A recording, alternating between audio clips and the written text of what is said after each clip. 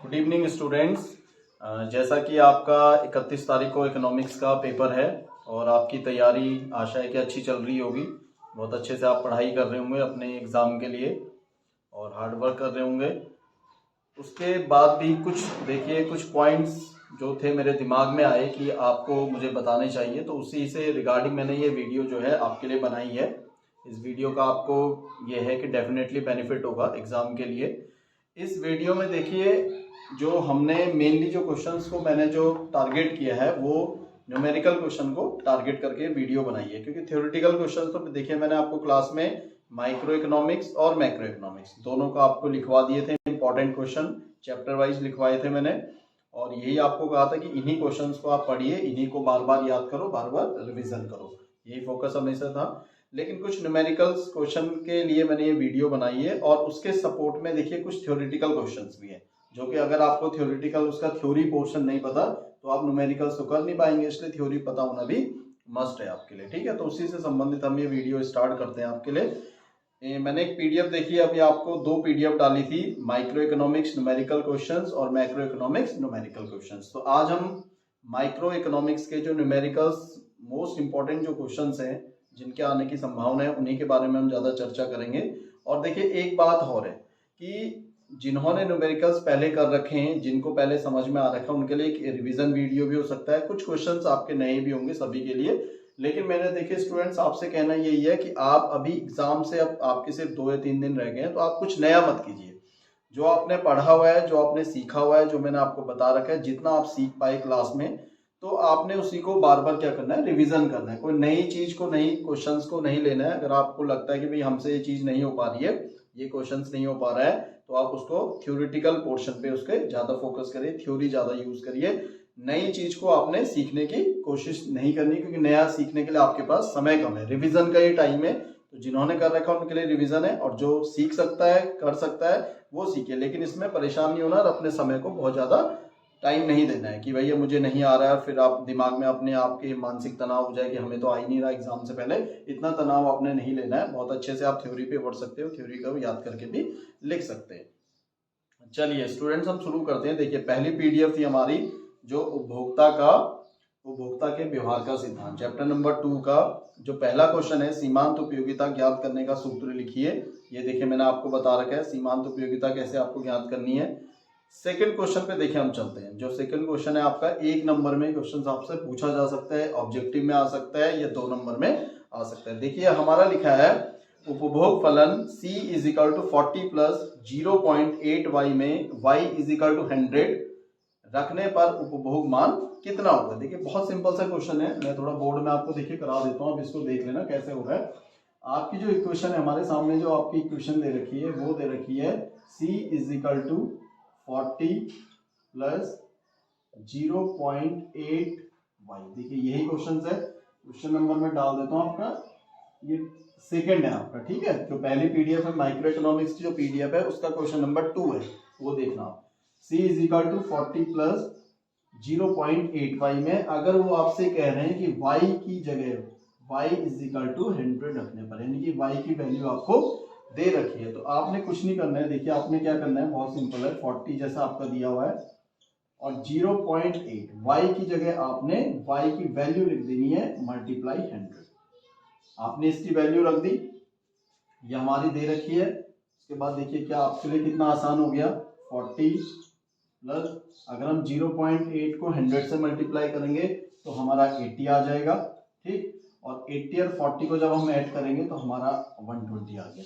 यानी कि C is equal to जो उपभोग मान है, जिसे हम कंजप्शन भी कहते हैं, उपभोग का जो मान है वो आपका 120 आपका आंसर आ गया। देखिए आपको दिख रहा होगा, इसको देख लीजिए, दोबारा एक बार समझा देता हूँ। 40 प्लस 0.8y क्वेश्चन में दे रखा है।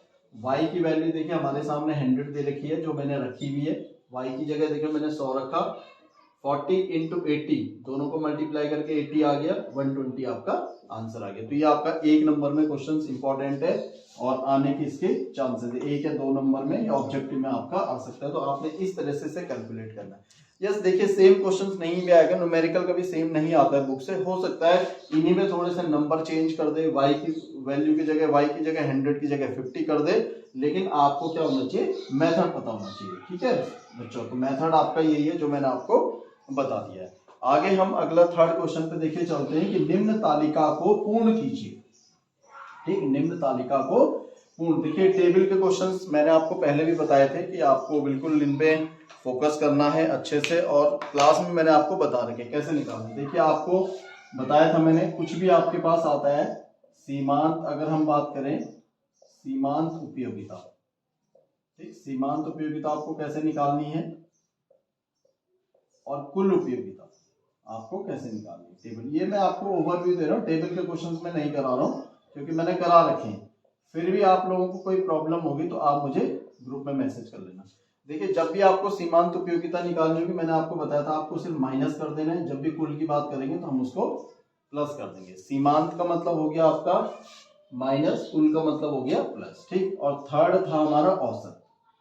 देखिए औसत का भी मैंने बताया था कि औसत उपयोगिता आपको कैसे निकालनी है। जो औसत उपयोगिता है उसको आप कैसे कैलकुलेट करेंगे, औसत उपयोगिता का वही है फॉर्मूला मैंने आपको देखिए बताया था, कुल उपयोगिता, जो आपकी कुल उपयोगिता है उस कुल उपयोगिता को आपको डिवाइड करके जो आपकी इकाइयां होती हैं उससे आपको इसको डिवाइड कर देना है। ठीक है बच्चों, तो ये आपका औसत उपयोगिता निकल जाएगी। अब देखिए इसमें चाहे सीमांत उपयोगिता आए, चाहे आपका सीमांत उत्पाद आए, सीमांत आगम आए, या सीमांत लागत आए, कुछ भी आए, आपका मेथड यही है, कुल उत्पाद, कुल लागत, कुल उपयोगिता या औसत। आपका चाहे उपयोगिता पूछे, औसत लागत पूछे, औसत आगम पूछे, देखिए कुछ भी आपसे पूछता है तो आपने सीमांत को निकालने के लिए माइनस कर देना है, कुल उपयोगिता को निकालने के लिए प्लस, और औसत को निकालने के लिए आपने डिवाइड कर देना। देखो इस पे हम ज्यादा फोकस नहीं करेंगे, क्लास में मैंने बहुत ज्यादा आपसे करवा रखा है, फिर ये कि समय ज्यादा है, वीडियो आपकी लंबी हो जाएगी और समय हमारा ज्यादा जाएगा। तो हम वो चीज पढ़ते हैं जिन चीजों को हमें मेनली कुछ नई चीजें, जैसे मैंने आपको क्वेश्चन नंबर 2 बताया, आपके लिए नया है, ये क्लास में नहीं कराया गया था, इसलिए इस पे आप विशेष ध्यान देंगे। ठीक है, चलिए आगे बढ़ते हैं। देखिए अब आगे मैंने इसमें से कुछ इंपॉर्टेंट जो क्वेश्चन है आपके, वो आपके लिए निकाले हुए हैं। देखिए सबसे पहले है आपका बजट रेखा या कीमत रेखा क्या है। बजट रेखा क्या होती है और बजट रेखा या कीमत रेखा, दोनों क्वेश्चन एक अगर आता है बजट रेखा किसे कहते हैं या कीमत रेखा किसे कहते हैं, तो हमने उसके आंसर्स जो हैं दोनों का एक ही लिखना है कि बजट रेखा या कीमत रेखा दो विभिन्न वस्तुओं के उन विभिन्न संयोगों को प्रदर्शित करता है जिसे उपभोक्ता अपनी समस्त आय से खरीद सकता है। ठीक, देखिए उपभोक्ता की जो आय होती है वो सीमित होती है, लेकिन हमारे पास हमारी जो आवश्यकताएं वो अनंत होती है, मैंने पहले भी आपको बताया था, जिसके कारण हम चुनाव की समस्या करते हैं। तो यहाँ पे भी देखो दो भिन्न वस्तुओं के उन विभिन्न संयोग, अलग अलग संयोग होंगे। देखिए अलग अलग संयोग कैसे होंगे, जैसे आप कहीं पे भी जाते हैं, कभी आप कोई भी चीज खरीदने के लिए मार्केट में जाते हैं, तो अगर आपको एक चीज की मात्रा ज्यादा बढ़ानी है, ज्यादा खरीदनी है, तो आपको एक वस्तु की मात्रा को क्या करना पड़ेगा, कम करना पड़ेगा, घटाना पड़ेगा, तभी तो आप बढ़ाएंगे। भाई सपोज हम यहाँ पे बात करें चावल की, अगर मैं आपको एग्जांपल दे के बताऊं कि आपने चावल और गेहूं की बात करी है, ठीक, अब आपकी सपोज आय है, मैं मान के चलो आपकी आय 1000 रुपए है, फॉर द एग्जाम्पल 1000 रुपए में, अब 1000 रुपए में आपको दो चीजें खरीदनी है। देखो दो चीजें आप कैसे खरीदोगे, दो चीजें आपने 1000 रुपए में 1000 रुपीज में आपने दो चीजें आपको खरीदनी है।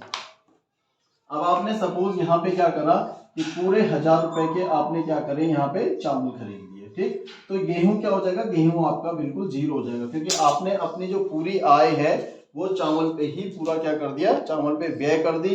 तो गेहूं को खरीदने के लिए आपके पास देखो, आपके पास पैसा ही नहीं बचा, आपने 1000 के 1000 रुपए चावल पे लगा दिए। एक संयोग तो देखो यही आ गया। ठीक, एक संयोग तो आपका यही बना कि भैया सपोज आपने जो है यहाँ पे 5 इकाई जो है आपने क्या खरीदा, चावल खरीदा, और उसके लिए आपने पूरे 1000 रुपए व्यय कर दिए, तो यहाँ आपकी जीरो हो गया, पहला संयोग आपका 50 बन गया। सपोज उसके बाद आपने यहाँ पे 3 इकाई क्या खरीदी, आपने 3 इकाई जो है यहाँ पे चावल खरीदा।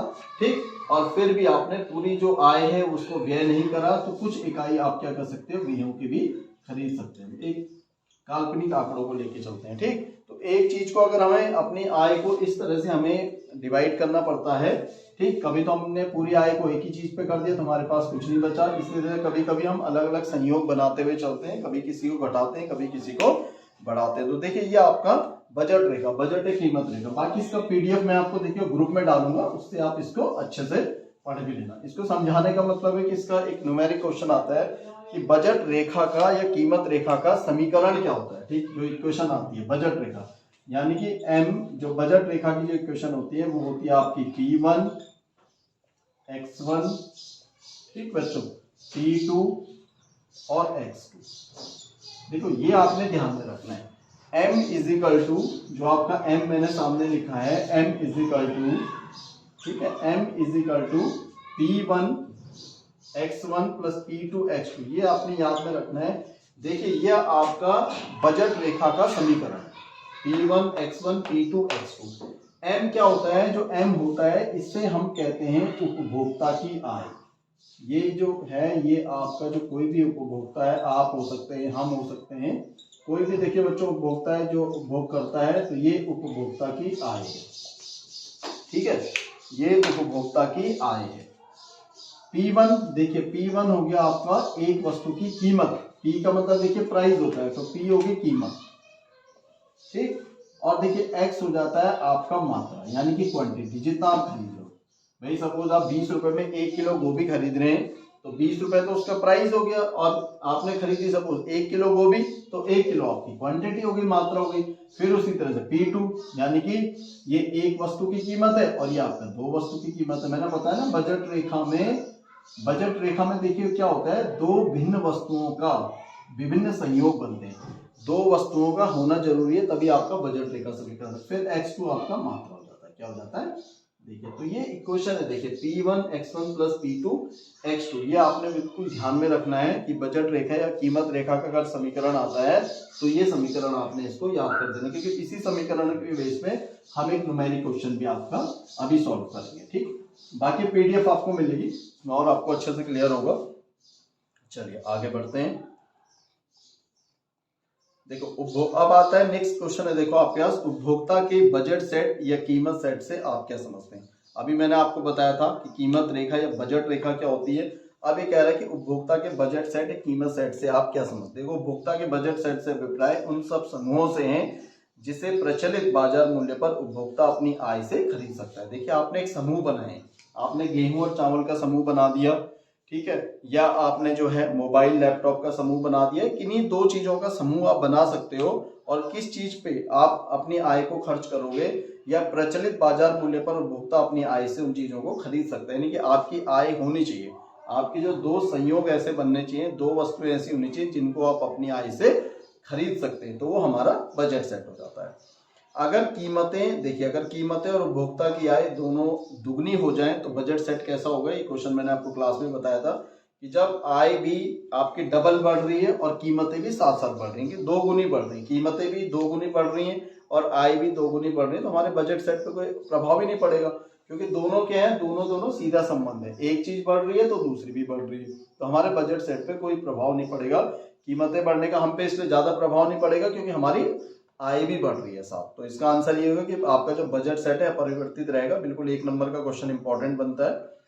बजट रेखा या कीमत रेखा की प्रवणता नीचे की ओर क्यों झुकती है।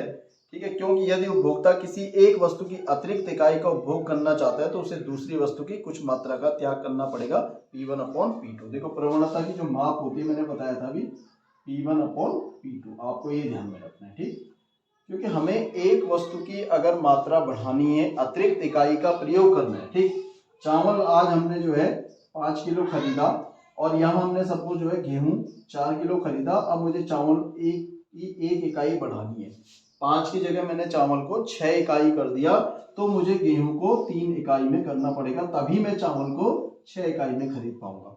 यानी कि चावल की एक इकाई को बढ़ाने के लिए मुझे गेहूं की एक अतिरिक्त इकाई को कम करना पड़ा है। तो यही बच्चों आपका हो जाता है जो बजट रेखा कीमत रेखा की जो प्रवणता नीचे की ओर क्यों झुकती है, क्योंकि आपको एक चीज बढ़ाने के लिए दूसरी को क्या करना है, कम करना है। एक बढ़ा दूसरा घटा। मैंने बताया था मांग के नियम में, आपको बताया था कि जब वस्तु की जो है कीमतें बढ़ती हैं तो उसकी मांग घट जाती है, जब कीमत घटती है तो उसकी मांग जो है बढ़ जाती है, यानी कि विपरीत संबंध होता है। तो जो मांग वक्र होता है वो हमेशा आपका नीचे की ओर गिरता हुआ होता है। तो बजट रेखा का भी देखिए विपरीत संबंध है, दोनों में क्या है, अपोजिट संबंध है, एक को आपने बढ़ाना है दूसरे को घटाना है। तो बजट रेखा की जो प्रवणता होगी वो नीचे की ओर झुकती है, और झुकने का सबसे बड़ा कारण आपका यही है P1/P2। ये आपने याद में रखना है। ये फॉर्मूला भी होता है कि बजट रेखा की प्रवणता कैसे निकाली जाती है। ठीक है, चलिए आगे बढ़ते हैं।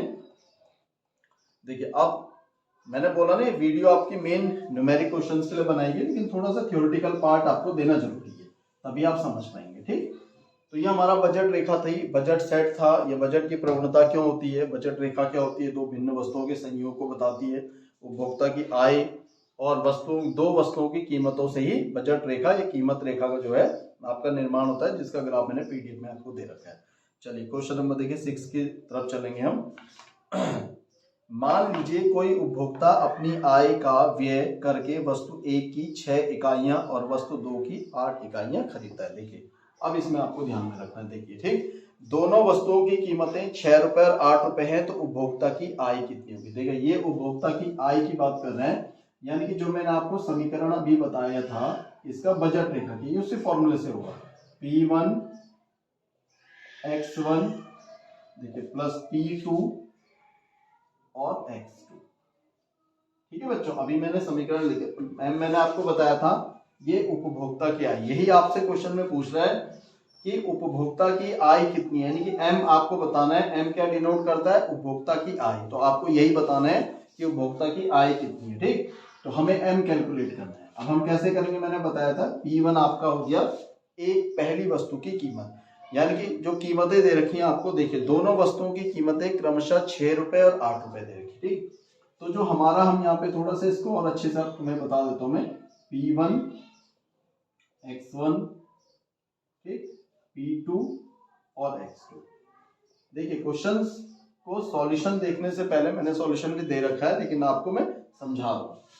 P1 वो कह रहे हैं कि एक कोई भी वस्तु है उसकी आपने 6 इकाइयां खरीदी, और 6 इकाइयां खरीदने के लिए आपने 6 रुपए दिए करे, यानी कि इकाइयां हो गई आपकी मात्रा। ठीक, और 6 रुपए में आपने, देखिए सपोज हम कह सकते हैं कि 1 रुपए की एक टॉफी आती है और 6 रुपए में आपने 6 टॉफी खरीदी, यानी कि 6 रुपए इसकी कीमत हो गई। ये तो आपका रुपए का सिंबल हो गया, 6 रुपए में आपने खरीदा और 6 टॉफी आपने खरीदी, यानी कि X1 मतलब मात्रा कितनी खरीदी आपने।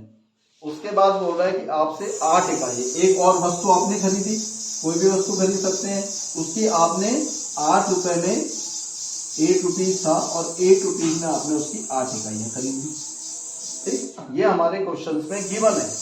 एक चीज है 6 रुपए में 6 इकाइयां खरीदी, 8 रुपए में 8 इकाइयां खरीदी। अगर आपको समझ नहीं आएगा आप मुझे ग्रुप में मैसेज करना, मैं आपको दोबारा कल वीडियो बना के ये समझा दूंगा। ठीक, आप मुझे कॉल भी कर सकते हैं, ऐसा कुछ नहीं। P1 6 रुपए है, 6 हो गया 8 और 8। ठीक, ये देखो इस क्वेश्चन का डिस्क्रिप्शन है, वो कह रहा है कि एक उपभोक्ता है, उसने 6 रुपए में 6 इकाइयां खरीदी, 8 रुपए में 8 इकाइयां खरीदी। बहुत अच्छे से समझना, बहुत आसान क्वेश्चन है। ठीक, ये हमने बता दिया। अब आपसे देखिए क्वेश्चन में क्या कह रहा है कि उपभोक्ता की आय निकालना। अब हमें देखिए आय निकालना बहुत आसान रहेगा, मैंने आय निकालना इतना डिफिकल्ट देखे नहीं है, क्योंकि हमने M निकालना है। P1 हमारे पास दे रखा है 6 रुपए में 6 टॉफी खरीदी, या 6 रुपए में 6 इकाई खरीदी, प्लस 8 रुपए में हमने 8 इकाइयां खरीदी सिंगल। फिर आप इसको करते चाहिए, 6 3 36, 8 8 64 हो जाएगा, दोनों को जोड़ेंगे तो 100 आ जाएगा, और M ठीक, M इज इक्वल टू 100, यानी कि जो उपभोक्ता की जो आय है बच्चों, जो उपभोक्ता की जो आय है वो आपका 100। आप यहाँ पे लिख सकते हैं उपभोक्ता की आय, जो आपसे क्वेश्चन में पूछ रहा है, आपने देखिए वही याद रखना है, उपभोक्ता की आय। ठीक, उपभोक्ता की आय कितनी हो जाएगी आपकी, ₹100, 100 रुपए आपका आंसर। ठीक, देखिए 1 या 2 नंबर में क्वेश्चन इसी टाइप का कुछ क्वेश्चन आपसे एग्जाम में पूछा जा सकता है, तो ये मैंने आपको बता दिया है। इसका जो सॉल्यूशन है पीडीएफ में भी है, आप उसको देख के भी कर सकते हो, आपको आसानी से समझ में आएगा। चलिए आगे बढ़ते हैं। बजट रेखा या कीमत रेखा के ढलान को मापने का सूत्र मैंने P1/P2 आपको ऑलरेडी बता दिया है। ठीक है, अब अगला देखिए, एक उपभोक्ता 2 वस्तुओं का उपभोग करना चाहता है। इन वस्तुओं की कीमतें 4 व 5 रुपए हैं, उपभोक्ता की आय 20 रुपए है, बजट रेखा का समीकरण। देखिए अभी जो क्वेश्चंस मैंने आपको बताए थे वो उपभोक्ता की आय बताया था कि उपभोक्ता की आय कैसे निकालनी है, आपको आय निकालनी मैंने बता दिए। अब नेक्स्ट जो आपके देखिए नेक्स्ट जो आपके सामने जो क्वेश्चंस है वो है कि बजट रेखा का समीकरण बनाइए। यानी कि जो बजट, वो क्या बोल रहा है आपसे कि जो बजट रेखा है, बजट रेखा का समीकरण आपके दिमाग में तुरंत आना चाहिए। m = P1 x1 P2 और x2, बिल्कुल आपके दिमाग में फिट रहना चाहिए। जैसे क्वेश्चन आता है आपके दिमाग में P1 x1 plus P2 x2, देखिए बहुत आसान है, आप याद कर सकते हैं इसको, P1 x1 P2 और x2, ठीक। और m = तो वो सारी चीजें आपके पास दे रहा है कि एक उपभोक्ता 2 वस्तुओं का उपभोग करना चाहता है, इन वस्तुओं की कीमतें, देखो 2 कीमतें होंगी हमारे पास, देखिए 2 कीमतें P1 और P2 है या नहीं है। तो देखिए पहली कीमत आपके सामने उसने दे दी है 4 रुपए, पहली कीमत कितनी है आपकी 4 रुपए, ठीक। और दूसरी कीमत उन्होंने दे दी है 5 रुपए,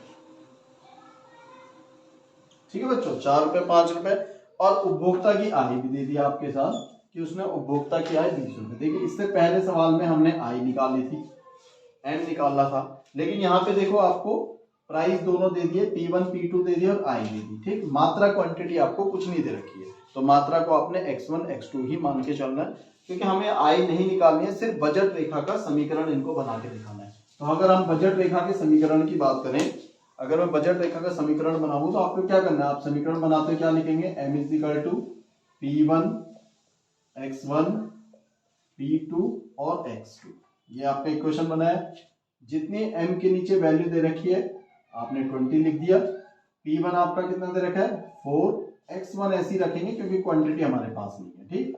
P2 में फिर आप 5 रखेंगे, फिर आपने x2 रखना है, और ये आपका हो जाएगा बजट रेखा का समीकरण, दैट इज योर आंसर। आपने ये करना है, देखिए जो बॉक्स में मैंने लिखा हुआ है ऊपर वाले, ये आपने इसको डिनोट करके दिखा देना है। ये आपका 20 = 4x1 और 5x2, ये तुम्हारा बजट रेखा का समीकरण है कि बजट रेखा का समीकरण हमें कैसे बनाना। आपके पास जो इन्फॉर्मेशन 2 प्राइस दे रखे थे और उपभोक्ता की आय दे रखा था, उसी से आपने देखिए बजट रेखा का समीकरण बना। देखिए आसान है, बहुत इजी क्वेश्चन है, 1 या 2 नंबर में आपके आएगा, तो आप बड़े आसानी से इसको कर सकते हैं। स्कोरिंग भी है बच्चों, आपको ये चीजें आपको छोड़नी नहीं चाहिए, थोड़ा इसमें 2 दिन अच्छे से आप प्रैक्टिस करिए। कोई आपको प्रॉब्लम होती है तो आप मुझे ग्रुप में मैसेज करो, मैं आपको उसको रिप्लाई दूंगा, समझाऊंगा आपको। चलिए आगे बढ़ते हैं नेक्स्ट क्वेश्चन में, क्वेश्चन नंबर 9। देखिए 9 आपने खुद करना है, ये मैं नहीं करा रहा हूं। एक उपभोक्ता की आय दे रखी है, 2 वस्तुओं को उपभोग करना, वस्तु की कीमतें 10 और 5, बजट रेखा का समीकरण, वही समीकरण आपने बनाना है, ये आप खुद बनाएंगे, ठीक। चलिए आगे हम बढ़ते हैं। औसत उपयोगिता देखिए मैंने आपको बता रखी है, औसत उपयोगिता क्या होती है, हम जब कुल उपयोगिता को उत्पादन की इकाइयों से भाग दे देते हैं, उसको डिवाइड करके हमारे पास जो आता है वो औसत उपयोगिता हो जाती है, ठीक। नेक्स्ट चलते हैं क्वेश्चन नंबर 11। देखिए एक वस्तु की दूसरी और तीसरी इकाई की उपयोगिता क्रमशः 12 और 17 है, तीसरी इकाई की सीमांत उपयोगिता। देखो जब भी सीमांत उपयोगिता की बात होगी आपके दिमाग में बिल्कुल क्लिक करना चाहिए कि हमें माइनस करना है। देखो 2 उपयोगिताएं हैं, 17 और 12 दे रखी हैं, बहुत आसान है, एक की 17 दे रखी है, एक की 12 दे रखी है, ठीक। वो बोल रहा है कि जो तीसरी इकाई है उसकी सीमांत उपयोगिता ज्ञात कीजिए। पहली और तीसरी की कुल उपयोगिता आपके पास है, देखो ये क्या है, ये कुल उपयोगिता है, ये हमारे पास कुल उपयोगिता है, आपसे सीमांत पूछ रहा है। देखिए जहां भी सीमांत की बात होती है, अतिरिक्त की हम बात करते हैं और माइनस करते हैं, तो आपको कुछ नहीं करना है, 17 में से आपको 12 माइनस कर देना, ये आपका आंसर आपके सामने प्रस्तुत हो जाएगा। ये 5 इकाइयां आपके सामने क्लियर हो जाएगा, ठीक। ये आपका आंसर बन गया। तो इतना सही देखिए आपने इसमें करना है। सेम देखिए क्वेश्चन न्यूमेरिक, ये मत सोचना कि सेम आएगा, इससे मिलते जुलते क्वेश्चन तो आपके आ सकते हैं, थोड़ा सा आपने प्रैक्टिस करनी है। अगला देखो थ्योरेटिकल क्वेश्चन है, आवश्यक वस्तुओं के लिए मांग की कीमत लो। हमेशा देखिए बच्चों, जो आवश्यक वस्तुएं होती हैं, जो हमारी अति आवश्यक वस्तुएं, जैसे हम कह दें आपके लिए सब्जी है, फ्रूट है, आपका चावल है, गेहूं है, नमक है, ये ऐसी चीजें हैं जो हमारे लिए आवश्यक है। रोटी, कपड़ा और मकान आपने सुना हुआ है, आवश्यक वस्तुएं होती हैं। इनकी जो मांग की जो कीमत लोच होती है, हमेशा अपने ध्यान में रखें, जितनी भी हमारी आवश्यक वस्तुएं हैं जो हमारे जीवन के लिए बहुत महत्वपूर्ण है और जिनके बिना हमारा जीवन जो है अधूरा है, अगर हमें जीना है तो हमारे पास आवश्यक वस्तुएं होनी चाहिए, उनकी मांग हमेशा बेलोचदार होती है, लोचदार नहीं होती है। जो आरामदायक वस्तुएं होती हैं, जो लग्जरी आवश्यकताएं होती हैं कि भैया बड़ी बड़ी गाड़ियों में घूमना है आपको, तो वो जो आपकी आवश्यकता है उसकी जो हमेशा मांग की लोच होगी वो आपकी बेलोचदार होगी। क्योंकि गाड़ी होना कोई आवश्यक वस्तु नहीं है, लेकिन आपको रोटी मिलना, ठीक, और फ्रूट खाने हैं, सब्जी खाना है, नमक, देखिए नमक एक ऐसी चीज होती है जो बहुत आवश्यक वस्तु है। मैं कई बार क्वेश्चन में वाइवा में आपको पूछ चुका हूँ कि नमक की मांग कैसी होती है। देखिए नमक की मांग बेरोजगार होती है। उसका कारण क्या है कि उसके रेट घटे चाहे बढ़े, हमारी उसकी मांग पे कोई प्रभाव नहीं पड़ेगा। अगर हम रेट उसके घटते हैं तो ऐसा नहीं कि हम नमक का एक स्टॉक बना लेंगे और नमक का स्टॉक बना के अपने घर में जमा कर देंगे कि भैया आज सस्ता नमक है इसको जमा कर दो, ऐसा नहीं है। या नमक के रेट बहुत ज्यादा बढ़ जाते हैं, आज 25-30 रुपए का पैकेट आता है, कल अगर 100 रुपीज का भी पैकेट होता है तो भी हमें नमक हम खाना नहीं छोड़ सकते। तो हमारी देखिए उसकी डिमांड पे कोई प्रभाव नहीं पड़ा, हमें तब भी नमक खरीदना है और अपने खाने में नमक यूज करना है, क्योंकि आवश्यक वस्तु है। तो बेलोचदार उन्हीं वस्तुओं की मांग होती है जो हमारे लिए आवश्यक होती है, ठीक। और जो वस्तुएं हमारे लिए आवश्यक नहीं है, एक आरामदायक, एक लग्जरी लाइफ जीने के लिए हमारे जीवन का एक हिस्सा बनती हैं, वो हमेशा लोचदार होती है, क्योंकि उनका घटना या बढ़ना हमारी मांग पे प्रभाव डालता है, ठीक। तो ये देखिए बेलोचदार होगा। अगला क्वेश्चन भी देखिए थ्योरेटिकल है, 13 है, 14 है, बिल्कुल एक एक नंबर के क्वेश्चन है, इनको बिल्कुल आप याद कर लीजिए, ठीक। अब मैंने कल इस पे एक शॉर्ट वीडियो देख लिया आपके लिए बनाया था, एकधिष्ट अधिमान, ठीक, मोनोटोनिक प्रेफरेंस। इस पे हम बहुत अच्छे से देखिए, थोड़ा चर्चा करेंगे। एकधिष्ट अधिमान, इसी से संबंधित आपके क्वेश्चंस आपको आगे न्यूमेरिकल मिलेंगे, ठीक। एकधिष्ट अधिमान, ये क्वेश्चन देखिए इंपॉर्टेंट है और इसको आप याद कर लीजिए, इसके आने के चांसेस काफी हो रहे हैं और ये आ सकता है एग्जाम में। एकधिष्ट अधिमान, मोनोटोनिक प्रेफरेंस से आप क्या समझते हैं? मैंने कल भी एक शॉर्ट वीडियो में यही बताया था कि अगर एग्जाम में क्वेश्चन आता है कि एकधिष्ट अधिमान से आप क्या समझते हैं, तो इसकी आप पहले क्या डेफिनेशन देंगे। पहले तो आप इसकी परिभाषा बिल्कुल याद कर लीजिए कि एकधिष्ट अधिमान जो है इस मान्यता पर आधारित होता है कि एक उपभोक्ता, ठीक, कम वस्तु की बजाय क्या करेगा, अधिक वस्तु लेना पसंद करेगा। कम के बजाय अधिक वस्तु लेना पसंद करेगा, क्योंकि अधिक वस्तुओं से उसको क्या होगी, अधिक संतुष्टि, या अधिक उपभोग करने से अधिक संतुष्टि उसको मिलेगी। अगर हम कैसे इसको माने, इसका देखिए बहुत अच्छा एग्जाम्पल होता है। जब आप एकधिष्ट अधिमान की हम बात करते हैं तो हमारे पास देखिए कोई भी दो जब ऑप्शन हमारे पास बनते हैं, विकल्प बनते हैं, जिससे हम विकल्प कहते हैं, उस विकल्प को हमें देखो कैसे लेके चलना है। हमारे पास एकधिष्ट अधिमान डेफिनेशन बता दी, एग्जांपल समझिए। देखिए कैसे, हमने बोला हमारे पास देखिए दो विकल्प हैं, एक है 10 और 8 का, ठीक, और दूसरा विकल्प अगर मैं लेके चलूं, मैंने बोला हमारे पास जो है इसका है 8 और 6, 8 एंड 6, ये दो बंडल हमारे पास हैं। इनको देखिए एग्जाम में भी बंडल ही डिनोट करेगा, अगर एग्जामिनर क्वेश्चन पूछेगा आपसे पेपर में। दो बंडल देखिए हमारे पास है। एकधिष्ट अधिमान का मैं उदाहरण समझा रहा हूं, आप उदाहरण समझिए। परिभाषा क्या है कि कम वस्तु की बजाय अधिक वस्तु लेना ही उपभोक्ता पसंद करेगा। भाई मैं मार्केट में जाऊंगा तो मेरी पहले क्या रहेगी, अगर मेरी जेब में 500 रुपए है तो 500 रुपए से मैं क्या करूं, अधिक से अधिक चीजें खरीदने की कोशिश करूंगा। अधिक से अधिक मेरा पहला अधिमान क्या रहेगा कि मैं अधिक चीजें खरीदूं, ना कि कम खरीदूं। तो मैं अपनी आय को वहां व्यय करूंगा जहां पे मुझे अधिक वस्तुओं की प्राप्ति होती है। अब देखिए आपके पास दो बंडल है, 10 और 8 का, ठीक।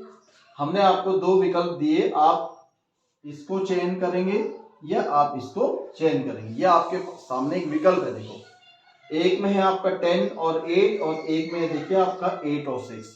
एकधिष्ट अधिमान में क्या होता है, जब आपको दो बंडल दिए जाते हैं तो उन दो बंडलों में देखो आपको क्या क्या रहेगा कि एक वस्तु की जो मात्रा होगी वो आपकी देखो बिल्कुल सेम रहेगी, ठीक। एकधिष्ट अधिमान में क्या होता है कि एक वस्तु की जो मात्रा होती है वो हमेशा देखो क्या रहेगी, इक्वल रहेगी। इस दोनों बंडलों के अगर मैं कॉमन देखूं तो 8 इकाई की मात्रा आपकी कॉमन है। दोनों बंडलों में आपके पास 8 चीजें, मैं अगर बहुत अच्छे से समझाऊं, इस बंडल में भी आपके पास 8 पेन है और इस बंडल में भी आपके पास 8 पेन है।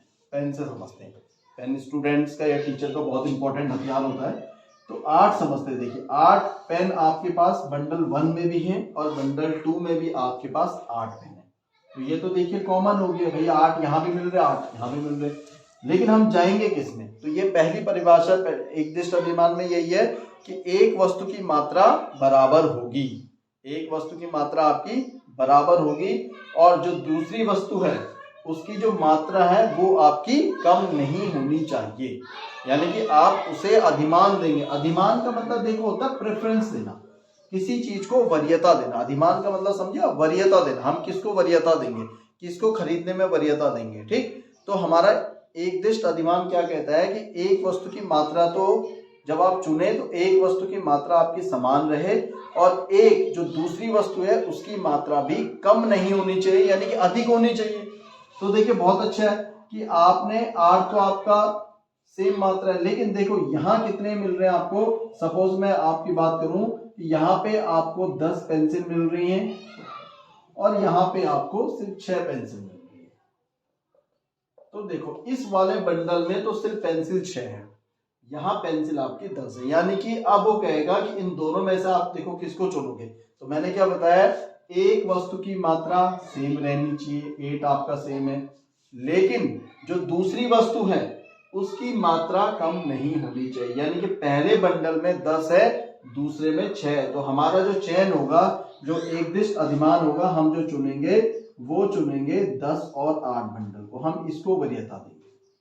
क्वेश्चन यही आता है कि इन दोनों बंडलों में आप किसको वरीयता देंगे, तो आप किसको देंगे, 10 और 8 को वरीयता देंगे। क्यों, क्योंकि दोनों शर्तें आपकी पूरी हो रही हैं कि एक वस्तु की मात्रा सेम होनी चाहिए। देखिए आपने वो लिया जिसमें दोनों में 8 आपका सेम है, 8 पेन दोनों में मिल गया आपको। और जो दूसरी वस्तु आपको चयन करनी है उसमें आपकी जो मात्रा है वो दूसरी वस्तु की तुलना में क्या नहीं होनी चाहिए, कम नहीं होनी चाहिए। तो यहाँ तो देखो 6 है, इसको आप लोगे नहीं क्योंकि यहाँ 10 है, 10 की जगह 6 हो, तो आप इसको चयन करोगे तो एकदिष्ट अधिमान की दोनों शर्तें पूरी नहीं हो रही। यानी कि आपने वो वस्तु उठा ली जिसकी मात्रा कम है, यानी कि दूसरी वस्तु की जो मात्रा है वो आपकी कम नहीं होनी चाहिए। यानी कि यहाँ पे दूसरी वस्तु की मात्रा हमारी अधिक है, पहले के कंपैरिजन में कम नहीं होगी। इसमें देखिए कम हो रही है, तो हम इसको कट कर देंगे और हम आपका इस अधिमान को ले लेंगे। ये होता है बच्चों आपका एकदिष्ट अधिमान। ठीक, जिसमें हम प्रेफरेंस वरीयता देते हैं। एक वस्तु की मात्रा सेम होनी चाहिए, दूसरी वस्तु की जो मात्रा है वो पहले के कंपैरिजन में आपके कम नहीं होगी। अगर कम हो जाएगी तो आप उसको वरीयता नहीं देंगे, यानी कि 8-6 को नहीं करेंगे। बहुत थ्योरेटिकल क्वेश्चन है, आप इसको थ्योरी के रूप में पढ़िए, न्यूमेरिकल नहीं है।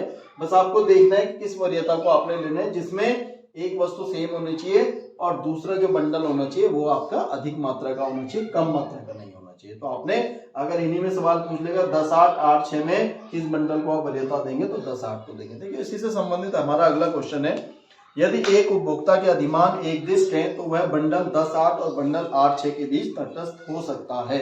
इसका देखिए थ्योरेटिकल क्वेश्चन है, एक उपभोक्ता दोनों ही वस्तुओं की कुछ ना कुछ इकाइयां क्रय करना चाहता है, बिल्कुल करेगा। 8, 8 तो उसने करनी है, किंतु हमेशा कम वस्तुओं के स्थान पर अधिक वस्तुओं का अधिमान देगा। देखिए जब आप पढ़ेंगे वही बात आएगी, कम वस्तुओं के स्थान पर अधिक वस्तुओं का आपने अधिमान देना है, प्रेफरेंस यानी कि वरीयता अधिक वस्तुओं को देनी है। कम वस्तुओं को नहीं खरीदेंगे आप, अधिक वस्तुओं को खरीदेंगे, क्योंकि हमारे पास जो आय हम उसको कम खरीदने के लिए थोड़ी जाएंगे। बहुत सिंपल सी भाषा में समझिए। अतः उपभोक्ता बंडल 10, 8 और बंडल 8, 6 के प्रति तटस्थ नहीं हो सकता है। वह बंडल 8, 6 की तुलना में बंडल 10, 8 को अधिक पसंद करे।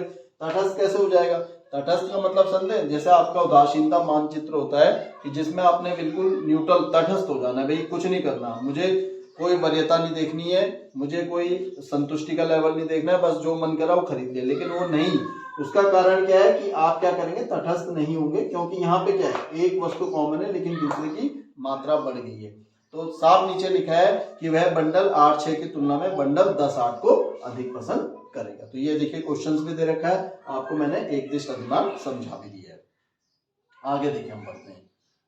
अगला देखो क्वेश्चन नंबर 18 है, मान लीजिए उपभोक्ता के अधिमान एकदिष्ट हैं, बंडल 10, 10, 10, 9, 9, 9, उसके अधिमान श्रेणीकरण के विषय में आप क्या कह सकते हैं। देखिए 3 चीजें आपके पास उसने दे दी कि आप क्या क्या वरीयता देंगे। ठीक, इसको मैं समझा देता हूँ, बहुत इंपॉर्टेंट चैप्टर है बेटा, बहुत आपका एग्जाम में आ सकता है आपके पास, आपने ध्यान में रखना है इसको।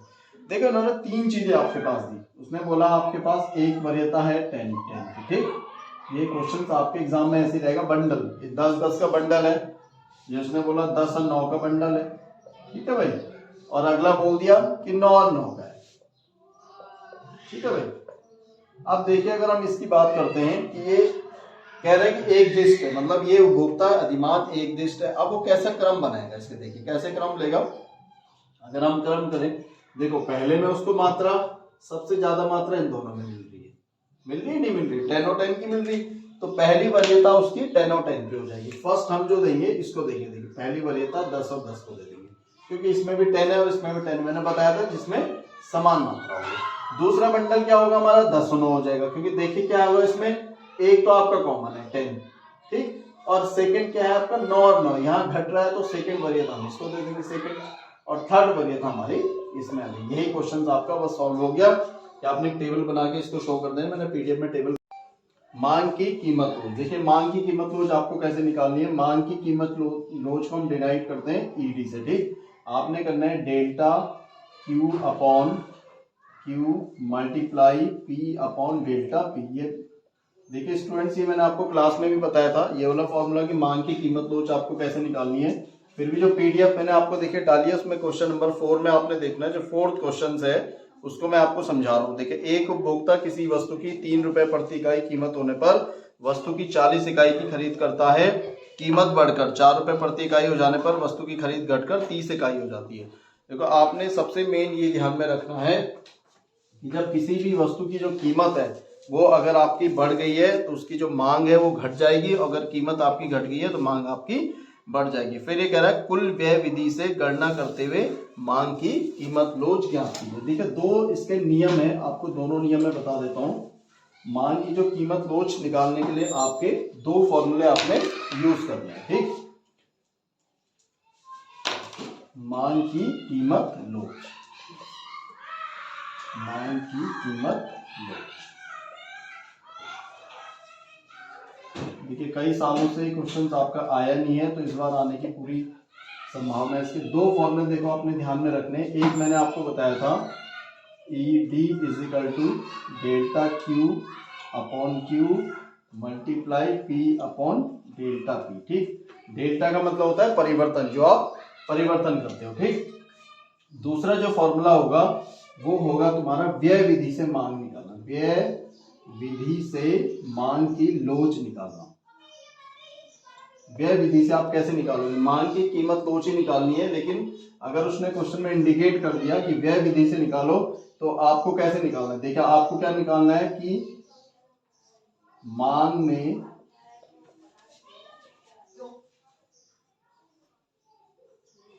परिवर्तन से पहले कुल व्यय, आपने क्या निकालना है इसमें, कुल व्यय की राशि निकालनी है। कुल व्यय हम कैसे निकालते हैं, कुल व्यय आपने देखना है जितना आपकी कीमत है, जो वस्तु की कीमत है मल्टीप्लाई जितनी आपकी मांग है। ये फॉर्मूला आपने अपने दिमाग में रखना है। कीमत मल्टीप्लाई जो मांग होती है, कीमत मल्टीप्लाई जो मांग, कीमत जो मल्टीप्लाई जो मांग होती है, उसको लेके आपने इसको फॉर्मूले को लेके चलना है। देखिए मेरे मार्कर में थोड़ी सी प्रॉब्लम आ गई, आपको साफ नजर नहीं आ रहा होगा, तो बार बार मुझे जो है तो डिलीट करना पड़ रहा है। देखिए E D is equal to कीमत मल्टीप्लाई मांग की मात्रा, ठीक। जितनी आपकी वस्तु की कीमत है और जितनी आपने उसकी खरीदी, जितनी क्वांटिटी आपने खरीदी है, वही हमारा क्या हो जाता है, कुल व्यय विधि से मांग की लोच निकालनी। दो फॉर्मूले आप देख लो, लिख लो, मैंने क्लास में लिखवा भी रखे हैं, delta P upon Q, P upon delta P. या तो देखिए आपका ये फॉर्मूला लगेगा, ये तो आपका या तो सेकंड वाला लगेगा। ईडी ये कब लगेगा कीमत, जब आपसे पूछेगा कुल व्यय विधि से। तो जो क्वेश्चन नंबर 4th और 5th है माइक्रो इकोनॉमिक्स की जो पीडीएफ है उसमें देखना, क्वेश्चन नंबर 4th और 5th, इसमें आपका लिख रहा है कि कुल व्यय विधि से गणना करते हुए मांग की कीमत लोच बताइए।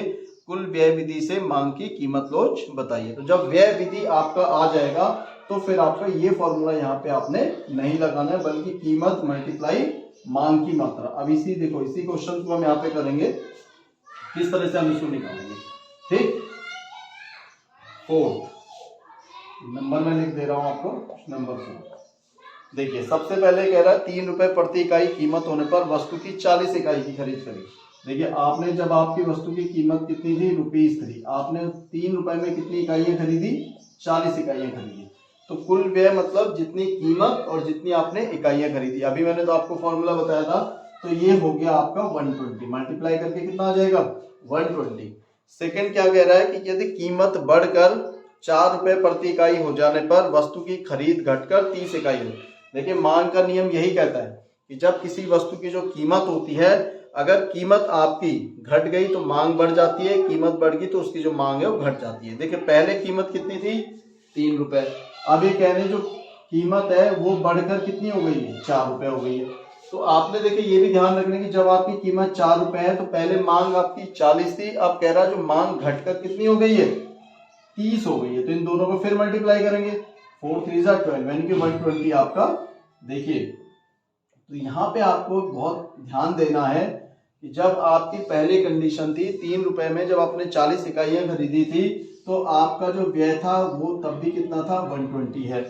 जब आपकी कीमत 4 रुपए प्रति इकाई बढ़ गई यानी कि कीमत कितनी हो गई 4 हो गई, मांग आपकी घट गई, लेकिन जब आपने इसका कुल व्यय निकाला टोटल जो खर्चा हुआ आपका 120 रुपए, यानी कि दोनों कंडीशन में कीमत बढ़ने के बाद और कीमत से बिना बढ़ने से पहले भी आपका व्यय 120 रुपए था, और जब आपकी कीमत बढ़ी तो भी आपका जो व्यय हो गया वो 120 हो गया।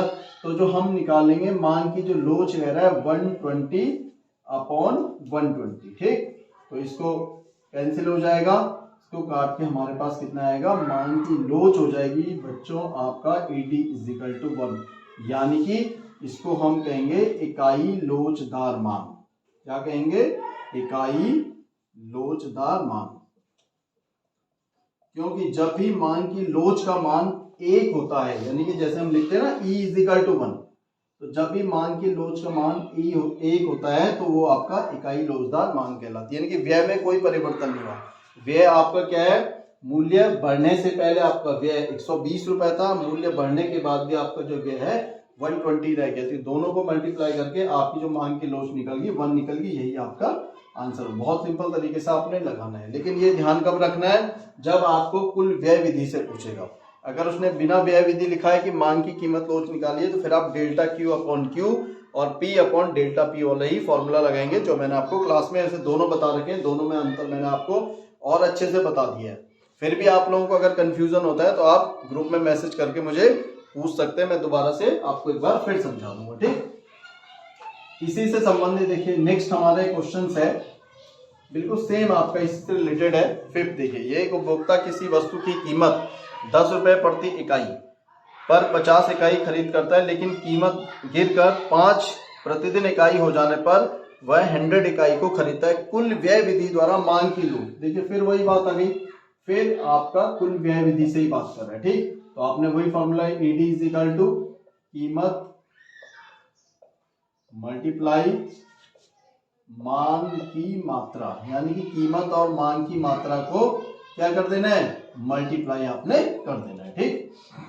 दोनों कंडीशन में देखिए 2 कंडीशन बनती है ना, पहले मूल्य बढ़ने से पहले और मूल्य बढ़ने के बाद। अभी जो पहली कंडीशन है कि 10 रुपए प्रति इकाई पर 50 इकाई खरीदते हैं, यानी कि कीमत कितनी हो गई 10 रुपए, आपने 10 रुपए में कितनी इकाई खरीदी 50। देखिए फॉर्मूला लगाना, कीमत आपकी 10 और मांग की मात्रा 50, तो ये कितना आ गया 500। कुल व्यय निकल रहा है, क्या निकल रहा है, कुल व्यय निकल रहा है, कुल व्यय आपका 500। फिर आगे आपसे बोलता है कि जो कीमत है आपकी, थोड़ा देखिए अपोजिट हो गया ना, यहाँ कीमत 5 हो गई यानी कि कीमत घट गई। तो जब कीमत घटेगी तो वस्तु की मांग बढ़ जाएगी, ये तो मांग का नियम पता ही है आपको। 5 इंटू, अब मांग कितनी हो गई आपकी, बढ़ के 100 हो गई, कितनी हो गई 100। तो फिर इसको मल्टीप्लाई करके देखिए कितना 500। पहला जो पहले हमने अभी क्वेश्चन नंबर 4 करा था उसमें भी आपके कुल व्यय में कोई परिवर्तन नहीं हुआ, और जो सेकंड वाला है देखिए उसमें भी कुल व्यय में आपका कोई परिवर्तन नहीं आया, ठीक। जो व्यय है आपका समान है, ये ध्यान में आपने रखना है। तो यहाँ पे भी देखिए आप कैसे निकालेंगे, फिर सेम हो जाएगा, ED = 500 मल्टीप्लाई 500, ये कैंसिल होगा, यानी कि यहाँ भी आपका मांग की लोच का मान कितना आ गया, ED = 1 आ गया, यानी कि इकाई लोचदार मांग आ गया। तो देखिए दोनों में अंतर, दोनों में जो डिफरेंस है मैंने आपको बता दिया किस तरह से आपको निकालना है, ठीक। एक मैं आपको करा देता हूं जो आपका बिना व्यय विधि का है। व्यय विधि से आपने देखिए इस तरह से निकालना है, एग्जाम में क्वेश्चन व्यय विधि से बिना व्यय विधि के भी आ सकता है। तो थोड़ा सा क्वेश्चंस पढ़ के आपने ध्यान देना है कि इसमें क्या पूछ रहा है, और पेपर में जो सवाल बनाया गया है वो किससे संबंध में बनाया गया, इसको ध्यान से करते हुए तब आप इसको करिएगा, ठीक। चलिए आगे हम बढ़ते हैं। आपके लिए मैं हाँ देखिए, अब हम चलते हैं 12वें क्वेश्चन में। ठीक, देखो बी के जितने थे मैंने तुम्हें बता दिए। 12th में चलते हैं। 12वें में कह रहे हैं कि एक वस्तु की मांग पर विचार करें। 4 रुपए की कीमत पर इस वस्तु की 25 इकाइयों की मांग है। मान लीजिए वस्तु की कीमत बढ़कर 5 रुपए हो जाती है तो तथा परिणाम स्वरूप वस्तु की मांग घटकर 20 इकाइयां रह जाती हैं, तो कीमत लोच की गणना कीजिए। देखो यहाँ पे क्या लिखा है इसने, आप ध्यान देना बच्चों, ये लिख रहा है कीमत लोच की गणना कीजिए। ठीक, इससे पहले क्या था, व्यय विधि से कीमत लोच की गणना कीजिए। देखो दोनों में विधियां अलग अलग है। ठीक, वहां लिखा था व्यय विधि, यहां लिखा कीमत लोच। यहां तो मैंने आपको बता ही दिया था कि कीमत से मल्टीप्लाई आपने अभी तक जैसे करा, कीमत मल्टीप्लाई मात्रा, तो आपका टोटल खर्चा निकल गया। यहाँ पे देखिए, यहाँ पे आपका फॉर्मूला चलेगा डेल्टा क्यू अपॉन क्यू, ठीक, multiply P upon delta P. देखिए ये फॉर्मूला आप बिल्कुल याद कर लीजिए जब आपको कीमत लोच पूछेगा, मांग की कीमत लोच याद कीजिए। अब देखो आप delta Q upon Q P upon delta P, ये कैसे निकलेंगे देखिए क्लास में बहुत अच्छे से बता रखा है। दोबारा एक बार समझा रहा हूं मैं, तुम्हारा रिवीजन करा रहा हूं, तो रिवीजन में रखो अपने। ठीक, हमने लिखा delta Q upon Q multiply P upon delta P. देखो मैंने तुम्हें बताया था जो डेल्टा का मतलब होता है कि क्यू का मतलब हो गया मात्रा, मात्रा में कितना परिवर्तन हुआ, और डेल्टा पी का मतलब है कि कीमत में कितना परिवर्तन हुआ। देखो जो मांग की लोच हम निकालते हैं वो मांग के नियम पे चलता है, कीमत बढ़ती है मांग घटती है, कीमत घटी मांग बढ़ती। तो दोनों चीजें देखो आपके सामने दे रखी है। डेल्टा क्यू हम कैसे निकालेंगे, पहला कंडीशन बोल रहा है कि एक वस्तु की मांग पर विचार करें। 4 रुपए की कीमत पर इस वस्तु की 25 इकाइयों की मांग है। देखिए पहले कीमत कितनी थी, पहले जो कीमत थी आपकी, अगर हम यहाँ बात करें पी कितनी है 4 रुपए।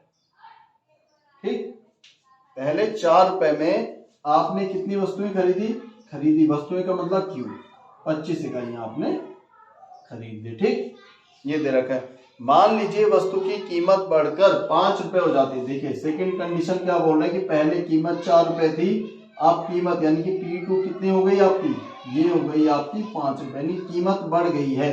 4 रुपए के बजाय कीमत अब 5 रुपए कीमत बढ़ गई है, तो क्या होगा, पहले जब आप 4 रुपए में 25 इकाइयां, अभी मैंने बताया ना मांग का नियम हमेशा विपरीत संबंध बताएगा। कीमत 4 रुपए थी, फिर बढ़ के आपकी 5 रुपए हो गई, तो जो मांग है वो क्या हो जाएगी, ऑटोमेटिकली कम हो जाएगी। तो देखो कमी दे रखी है, मांग घटकर कह रहा है जो आपका क्यू है, जो Q2 है, ये घट के आपका 20 हो गया। देखिए मांग का नियम भी लग रहा है, 4 रुपए में 25 इकाइयां खरीदी, 5 रुपए, जैसी कीमत बढ़ी वैसी तुम्हारी मांग घट गई, 25 की 20 हो गई। अब आप यहाँ क्वेश्चन में देखिए पुटअप करिए, डेल्टा क्यू यानी कि मांग में कितना परिवर्तन हुआ, पहले 25 थी अब हो गया 20, तो 25 और 20 का अंतर आप करेंगे, 25 में से 20 माइनस करेंगे तो डेल्टा क्यू आपका 5 हो जाएगा। पहले भी बता रखा है, देखो मैंने 25 माइनस हमें 20 करना है। ठीक, अब क्यू जो प्रारंभिक मांग थी, जो स्टार्टिंग में तुम्हारी मांग कितनी थी 25, जितनी यूनिट आपने खरीदी थी, मल्टीप्लाई फिर जो पहली कीमत कितनी थी बता रखा है 4 रुपए फर्स्ट कीमत थी, और अब डेल्टा पी का मतलब है कि कीमत में कितना परिवर्तन है। ठीक, कीमत में कितना परिवर्तन हुआ, पहले 4 रुपए थी और 4 की जगह अब आपकी कीमत 5 रुपए हो गई, सिर्फ 1 रुपए परिवर्तन आया है, तो आपने 1 यहाँ पे कर दिया। ठीक, 5 माइनस 4, ये भी आप देख सकते हैं, मैंने समझाने के लिए लिख दिया। अब आपको देखो इसे सॉल्व करना है, कैसे करेंगे, 5 1 जा 5, 5 5 जा 25। अब देखो अब नहीं कटेगा, अब मल्टीप्लाई करो, 4 1 जा 4 और 5 1 जा 5, ये आप देखिए आपका आ गया 4/5। लेकिन ये अभी मांग की लोच नहीं निकली है, इसको हम क्या करते हैं डिवाइड करेंगे। क्या करेंगे, डिवाइड करेंगे। डिवाइड कैसे करेंगे, देखिए 5 बड़ी संख्या है, 4 आपकी छोटी संख्या है, तो देखो जब हम डिवाइड करेंगे कैसे करेंगे, अगर हम इसको डिवाइड करना है 4 तो हम यहाँ बढ़ाएंगे पॉइंट, यहाँ बढ़ाएंगे 0, 5 8 जा आपका 40 हो जाएगा। ठीक, ये भी मैंने देखो समझा, तो तुम्हारा जो आंसर निकलेगा 0.8, यानी कि जो मांग की लोच निकलेगी ये निकलेगी आपकी 0.8, ये आपका आंसर आ जाएगा। ठीक, इस तरह से ये जो कीमत लोच है ये आपकी कैलकुलेट होगी बिना व्यय विधि से। ठीक, व्यय विधि भी बता दी, ये विधि भी आपको बता दी, ये क्लास में भी आपको बहुत अच्छे से बता रखी है। तो इसको अच्छे से रिवीजन करो, क्वेश्चंस आने के पूरे चांसेस हैं। कई सालों से ही जो है पेपर में क्वेश्चन देखा नहीं गया। ठीक, इसी तरह से मैंने आपके लिए क्वेश्चंस रखे हुए हैं, कुछ टेबल से संबंधित हैं। बाकी एक वीडियो मैं आपको कल दूंगा, जो भी अगर आपको कोई डाउट होगा तो आप मुझे ग्रुप में मैसेज करके बताओ, तो उसके अकॉर्डिंग फिर मैं आपके जो डाउट्स हैं उनको क्लियर करूंगा। नहीं तो कुछ क्वेश्चंस जो मेरे बचे में आज, इनसे संबंधित मैं एक और वीडियो आपको बनाऊंगा। ठीक, आगे अपनी वीडियो को देखो, समाप्त करने से पहले मैं आपको यही कहना चाह रहा हूँ कि जितना पढ़ लिया है उसको रिवीजन करो, कुछ नया नहीं सीखना है, कुछ नए करने का टाइम नहीं है। जो आपने पहले कर रखा है वही मैं रिवाइज कर रहा हूँ। लेकिन अगर फिर भी लगता है कि हमसे नहीं हो पा रहा है, कुछ बच्चे हैं जैसे जिनको मैथ्स में प्रॉब्लम है या नहीं कर पा रहे, तो वो इसका थ्योरी वाले जो क्वेश्चन है उनको अच्छे से याद करो। थ्योरी लिखना भी आसान है अगर आपको इनमें प्रॉब्लम हो रही है, क्योंकि समय इतना नहीं रही है कि अब आप नई चीज सीखने की कोशिश करो। ठीक, लेकिन अगर लगता है कि हम कर सकते हैं तो उसको करो, लेकिन बहुत ज्यादा समय नहीं देना है, टाइम ज्यादा अपना कंज्यूम नहीं करना है, याद करने में ज्यादा करना है, नया कुछ नहीं पढ़ना है। जो भी मैंने थ्योरेटिकल क्वेश्चंस आपको लिखा रखे हैं क्लास में, माइक्रो और मैक्रो इकोनॉमिक्स के दोनों के टॉपिक वाइज लिखवा दिए थे, आपने सिर्फ वही क्वेश्चंस को याद करके जाना है एग्जाम में। और जितने भी तुम्हारे पास 2 दिन आपके शेष बचे हुए, इसमें सिर्फ आपको सिर्फ रिवीजन पे हमने क्या करना है, फोकस करना है। आपको नया कुछ नहीं पढ़ना है, सिर्फ रिवाइज करिए। जो भी आपका स्टडी आपके पास मटेरियल है, चाहे आपके पास गाइड है, मेरे नोट्स हैं, या आपके पास मॉडल पेपर है, कुछ भी है, जिससे भी आप पढ़ रहे हैं उससे आपको सिर्फ अपने दिमाग में बिठा लीजिए कि हमने जितना अभी तक सर ने हमें पढ़ा रखा है, हमने सिर्फ उसको रिवाइज करना है। रिवाइज के अलावा कुछ नया नहीं पढ़ना है।